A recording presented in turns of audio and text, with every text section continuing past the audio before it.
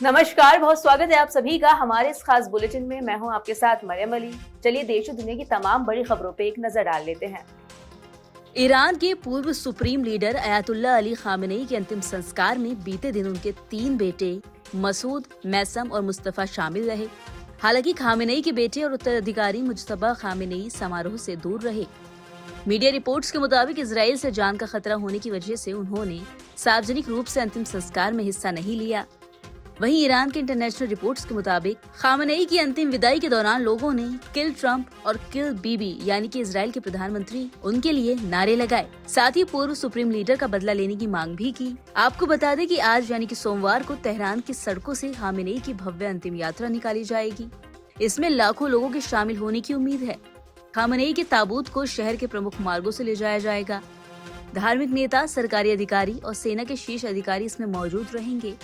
वहीं अमेरिकी राष्ट्रपति डोनाल्ड ट्रंप ने कहा कि खामेनेई के अंतिम संस्कार में ईरान का पूरा शीर्ष नेतृत्व मौजूद था और अमेरिका चाहता तो एक ही हमले में सभी को खत्म कर सकता था, लेकिन बातचीत का रास्ता खुला रखने के लिए ऐसा नहीं किया गया। वहीं ट्रंप के बयान पर आर्मेनिया स्थित ईरानी दूतावास ने कहा, लोगों को मारा जा सकता है लेकिन विचारों को नहीं। आपके पास न सभ्यता है, न इतिहास और न सम्मान।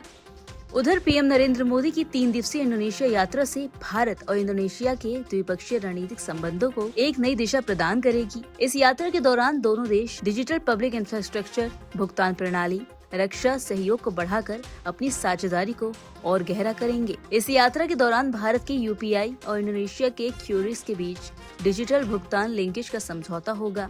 इससे बाली और अन्य इंडोनेशियाई पर्यटन स्थल पर जाने वाले लाखों भारतीय पर्यटकों के लिए भुगतान बेहद आसान हो जाएगा, तेज और सस्ता हो जाएगा। इंडोनेशिया से कारोबार करने वाले भारतीय व्यवसायियों को भी लाभ होगा। वहीं विदेश मंत्रालय के सूत्रों के मुताबिक इंडोनेशिया धीरे धीरे भारत के कई विकास कार्यक्रमों से प्रेरणा ले रहा है और उनका अनुकरण करना चाहता है। इस बारे में भारत सरकार भी पूरी मदद को तैयार है। आपको बता दें कि इंडोनेशिया का ओपन नेटवर्क भारत के ONDC मॉडल से प्रेरित है। साथ ही बताते चलें कि 7 जुलाई को पीएम मोदी और इंडोनेशिया के राष्ट्रपति प्राबोवो सुबियांटो के शिखर सम्मेलन के दौरान IUN का पहला लाइव ट्रांजैक्शन करने की तैयारी है। ये 6.5 करोड़ से ज्यादा छोटे व मझोले स्तर के उद्यमियों के लिए बहुत ही सहूलियत वाला और कम लागत वाला डिजिटल मार्केट प्लेस तैयार करेगा। उधर राम जन्मभूमि चढ़ावा चोरी मामले में श्री राम जन्मभूमि तीर्थ क्षेत्र ट्रस्ट की आज अहम बैठक होने वाली है, जिसमें चढ़ावा चोरी विवाद मामले में SIT की अंतरिम रिपोर्ट और वित्त वर्ष 2025-26 की ऑडिट रिपोर्ट व साथ ही कई वित्तीय पहलुओं पर चर्चा होगी। इसके अलावा ट्रस्ट के महासचिव चंपत राय और ट्रस्टी अनिल मिश्रा के त्याग पत्र पर विचार भी हो सकता है। ऐसे में सभी जानना चाहते हैं कि चंपत राय और अनिल मिश्रा ने जब त्याग पत्र दे ही दिया है तो अब आगे क्या कार्रवाई होगी। लेकिन ट्रस्ट गठन की रीड में ही किसी ट्रस्टी को पद से हटाने और उत्तराधिकारी की व्यापक व्यवस्था दी गई है। उसमें बताया गया है कि वो कौन सी परिस्थितियां होंगी जिसमें कोई ट्रस्टी पद से तत्काल प्रभाव से हट जाएगा, जिसमें एक परिस्थिति 1 महीने का पूर्व नोटिस देकर पद से इस्तीफा देना भी शामिल है। हालांकि अगर बोर्ड ऑफ ट्रस्टी किसी ट्रस्टी को ट्रस्ट के हितों के खिलाफ काम करने पर पद से हटाता है तो ऐसा 2/3 बहुमत से पास प्रस्ताव के जरिए किया जा सकता है, मगर ऐसा करने से पहले उसे आरोप बताते हुए कारण बताओ नोटिस जारी किया जाएगा और जवाब व सुनवाई का मौका भी दिया जाएगा। आज होने वाली ट्रस्ट की बैठक इसलिए अहम मानी जा रही है। इसमें न सिर्फ चंपत राय और अनिल मिश्रा के इस्तीफे पर चर्चा होगी, बल्कि मंदिर में प्रबंधन संबंधी आगामी व्यवस्थाओं पर भी चर्चा होगी। ये इसलिए खास है क्योंकि चंपत राय ट्रस्ट के महासचिव हैं और सारी व्यवस्था और प्रबंधन उन्हीं के निर्देश पर चलता था। वहीं बाबा बर्फानी की भक्ति में सराबोर किरावली कस्बे में 12वीं अमरनाथ यात्रा का पहला जत्था रविवार को रवाना हो गया। शिव शक्ति सेवा मंडल की ओर से आयोजित यात्रा में शामिल श्रद्धालुओं पर लोगों ने फूलों की बारिश भी की। सुनिए वहां पहुंचे श्रद्धालुओं ने क्या कुछ कहा। हमें कोई दिक्कत नहीं हुई क्योंकि हमने प्रोसेस से सारा काम किया, ऑनलाइन रजिस्ट्रेशन वगैरह करा के घर से ही आए थे और जरा सा भी यहाँ पे कोई तरह की कोई तकलीफ नहीं हुई। बाकी सुनने में आ रहा है कि ऑफलाइन वालों को तो थोड़ी सी परेशानियां झेलनी पड़ रही है। कैसा लग रहा है? हमें बहुत अच्छा लग रहा है। हमारा सफर अभी तक का बहुत अच्छा रहेगा। आगे बाबा बर्फानी हमारी मन में क्या मनोकामना लेके हमने अपने परिवार के सुख शांति के लिए ही हमने बाबा से मांगा है और बड़ी मन्नत से इस बार आए हैं और बाबा ने बहुत कुछ पूरा भी किया और आगे भी पूरा करेंगे, उम्मीद है। अपने मुल्क के लिए क्या प्रार्थना करें? अपने मुल्क के लिए यही प्रार्थना करते हैं कि हमारे मुल्क में अमन चैन शांति बना रहे और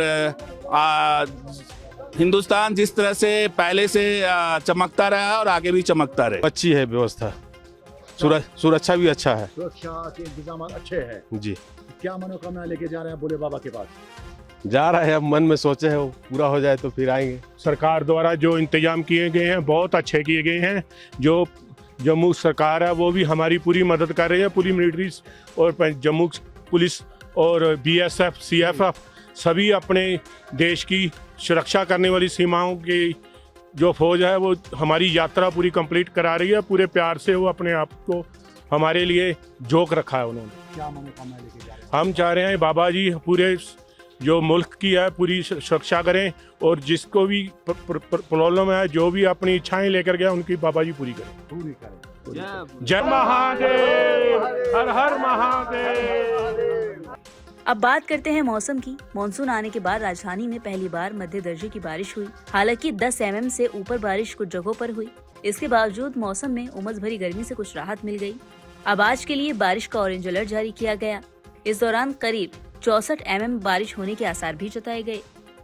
सुबह के वक्त मौसम में काफी ज्यादा नमी रही। नमी की वजह से लोगों को परेशानी हुई।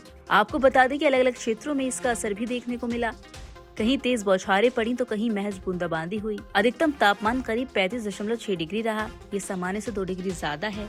वहीं न्यूनतम तापमान करीब 30 डिग्री रहा। पालम की बात करें तो वहाँ अधिकतम तापमान करीब 36.7 डिग्री रहा। लोधी रोड पर ये 27 डिग्री था।